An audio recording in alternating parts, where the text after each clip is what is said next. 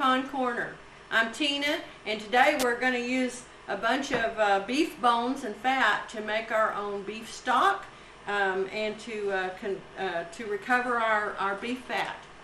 I've got all the fresh bones and fat that I cut off of my roast the other day when I canned chuck roast and did a video on that. I saved all of this, all of the waste that I cut off of that. That's going to go in there. And just to show you some of the variety, this would be plenty to process on its own, but just I wanted to show you some of the variety of things that you can use to make this with.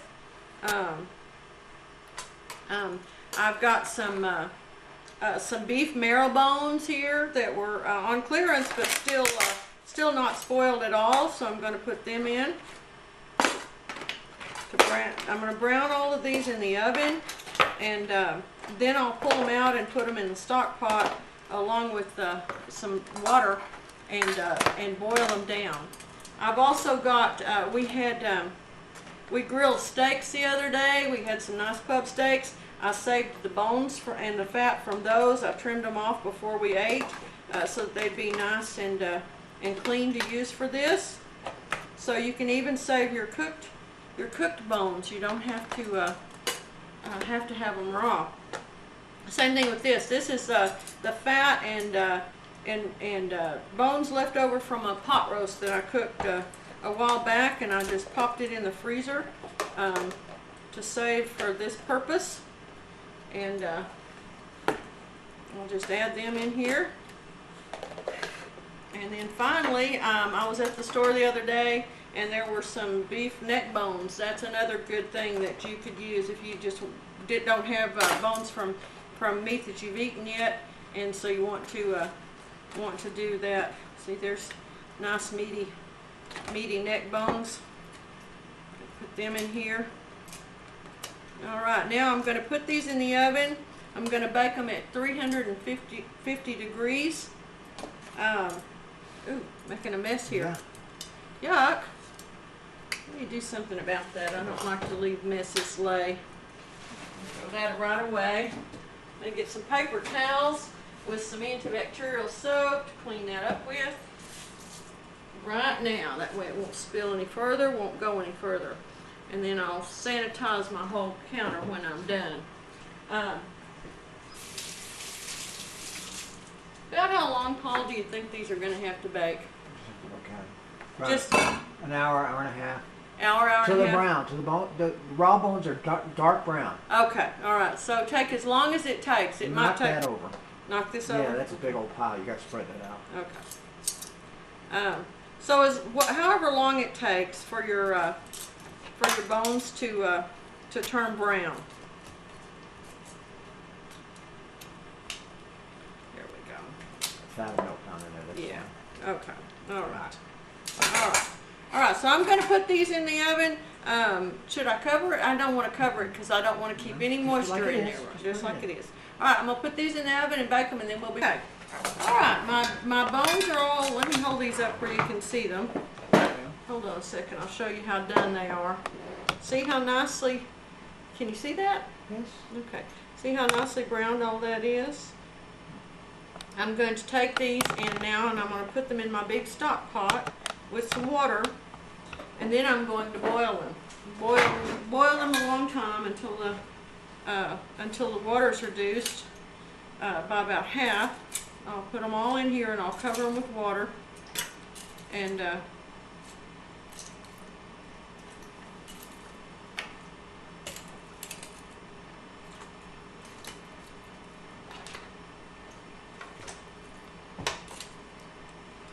I will, beef fat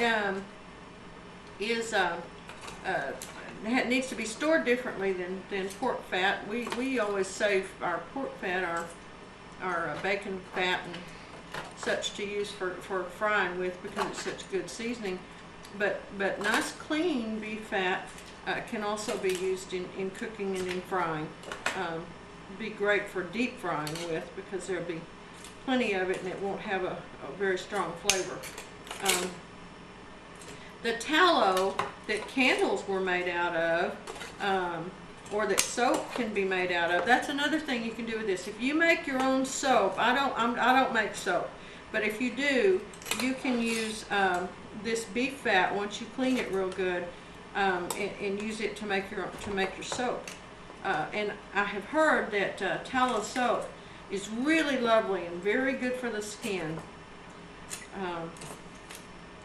So that's another thing. So fats are getting very expensive, so it's and all kinds of oils are, and rather than have some synthetic awful thing, you know, the last time I went to buy olive oil, I was horrified to discover that there were bottles on the shelf that they're called olive oil and they labeled olive oil, and then when you look at the label, it says olive oil blend, and it's got soybean oil in there, and it's only partially olive oil. So you have to really watch your labels to be sure what you're getting these days, because they will really fool you. So anyway, so I'm no longer going to waste my beef fat by just throwing it out. I'm going to find ways to retain it and use it, and make it a part of our free food that we get from using everything that we eat.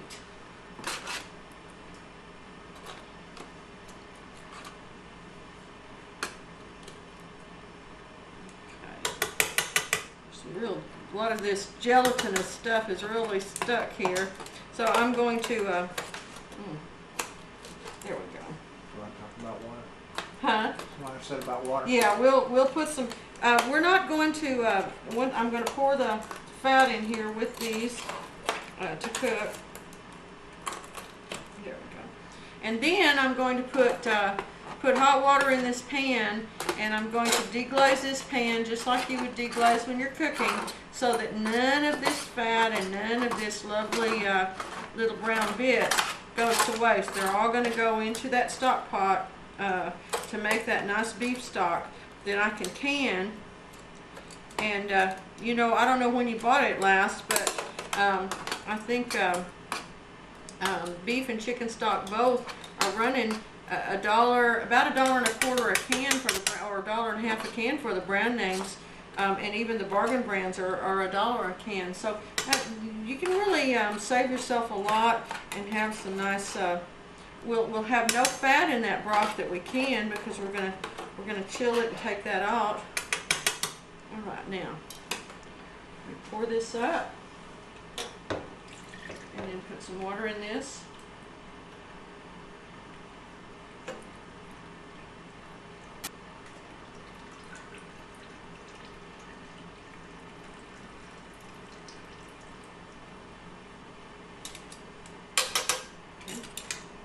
All right, and I'm going to put this on to boil, or to simmer at a slow simmer until my water is reduced by about half.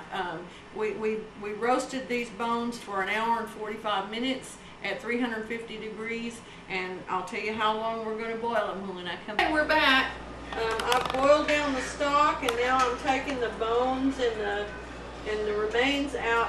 There's some really good bits of meat from like those meaty neck bones. I will pull all the meat off of those and make a nice beef stroganoff for our dinner out of those. I'm going to move the broth that's left and all the liquid that's left into a smaller pan and set it in the refrigerator to cool overnight. And then I'll come back in the morning.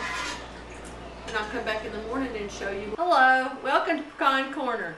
I'm Tina, and today I'm going to can beef broth. This is the broth from the meat that I canned the other day. It's also, oh.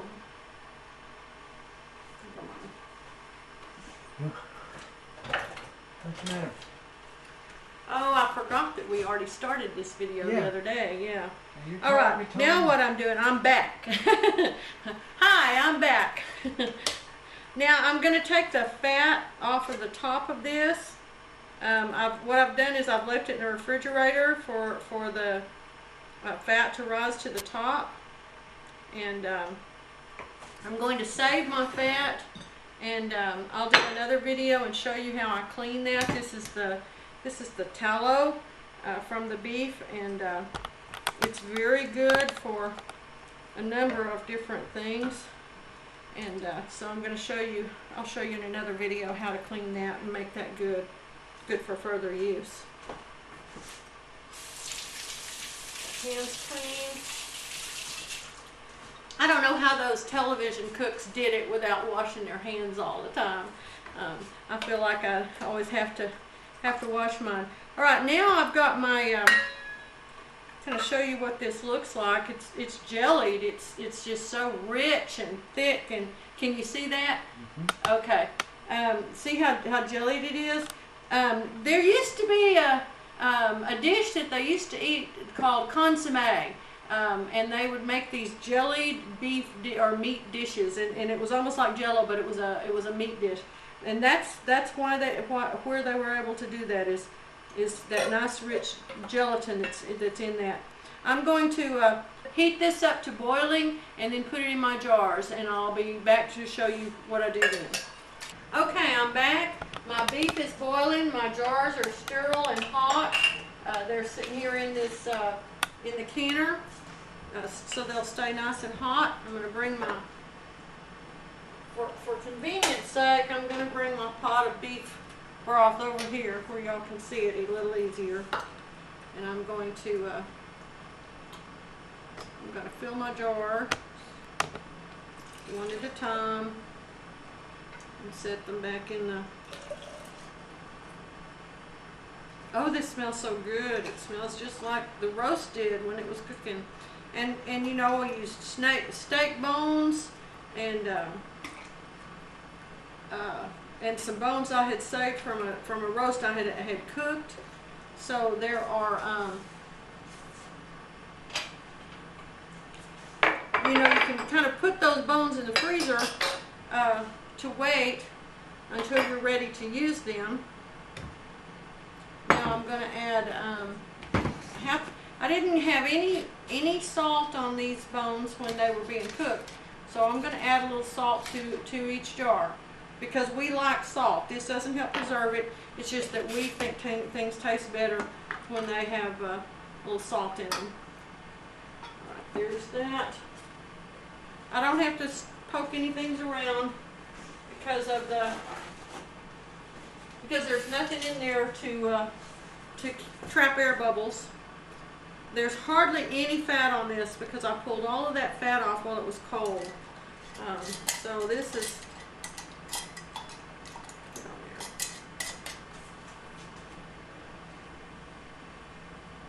I pretty much always have to have a towel or something to hold these hot jars with. Because my hands are pretty sensitive to it. I'm going to set this back in my hot canner water so that it'll stay warm while I'm filling the rest of the jars.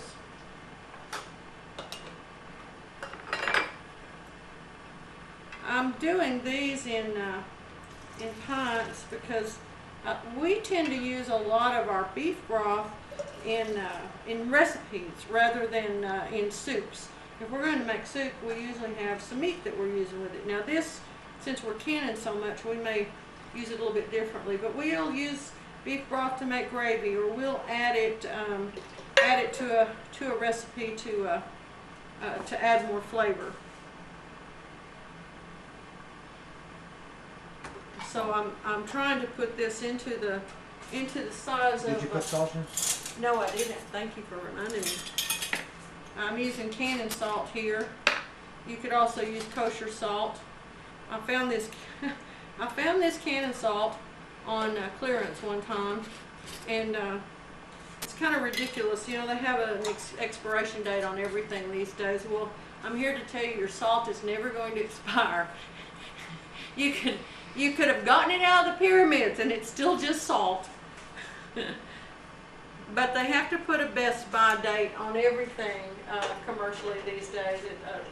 I don't know if it's the law or a limit to probably some kind of a limit to liability or something. that the companies are doing.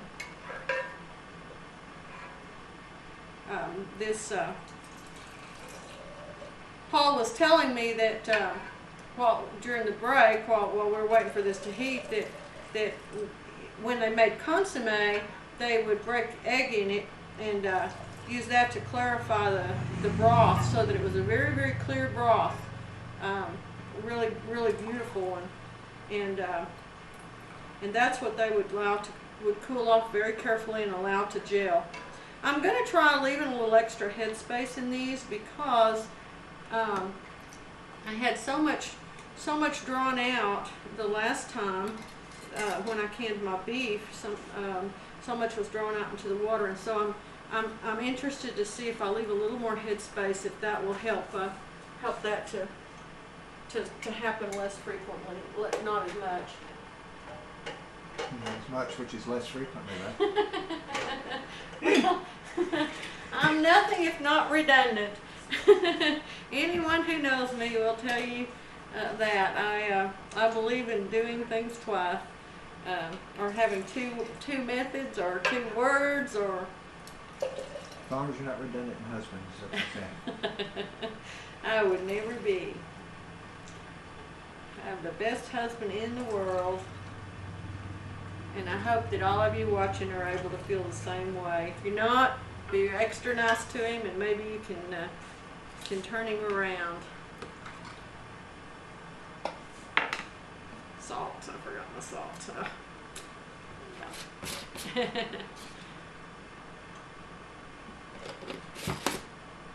I'm more accustomed to doing things a little bit more assembly line fashion. Just one at a time is it's more effective for things like this that are going into the pressure canner, where they really have to be hot to do well. But because this kind of thing doesn't hold itself. I'm used to making jellies and jams. Well, my goodness, they stay hot forever, you know. So you can set up your jars and fill them all, and then you get them into your water bath, and they're still really, really hot. Whereas a liquid like this is not going to stay hot that long. So I can't. That smells good, Doesn't it?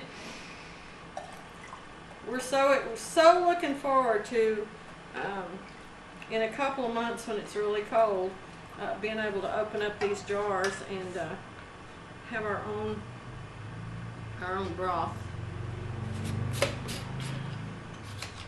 Like you said in the other video, beef stew in 30 minutes out of our own pantry.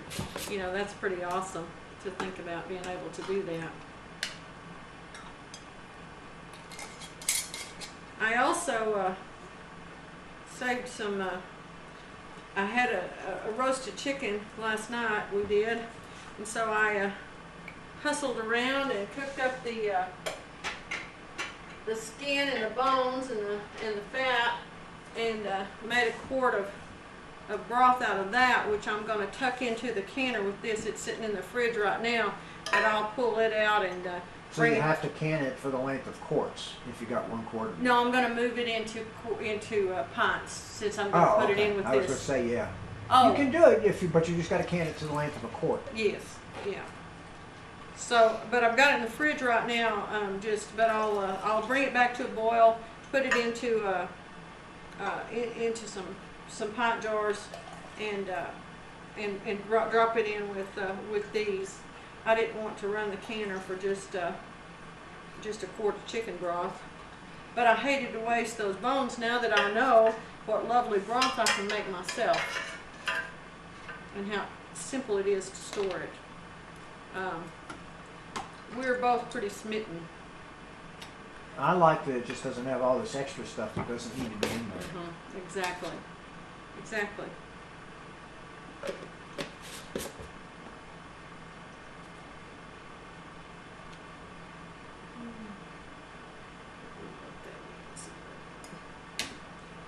Get a little bit of meat particle there, just floating.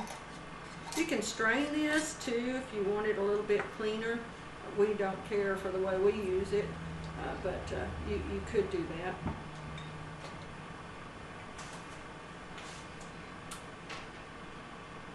All right, I'm going to get these on, and we'll be back in the morning and show you. Good morning. Thanks for coming back. I processed my beef broth yesterday in my pressure canner for 20 minutes, and at our altitude I used 15 pounds of pressure. This is according to the instructions that are in the book that came with my canner and the National Center for Home Food Preservation.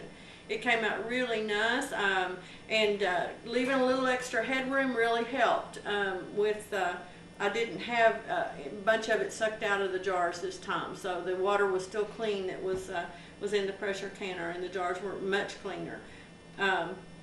So I've written condensed beef broth on the lids, because this is not diluted, and so it'll go a lot further than the canned beef broth of the same amount. I also used my 2 pints of chicken broth and went ahead and processed them, reheated them to boiling, and processed them at the same time. So now I'm going to put this away, and we'll have it available. Don't throw away your scraps or your fat from this process that we're doing. I'll be back with the next video to show you how to clean that beef tallow so that you can use it again.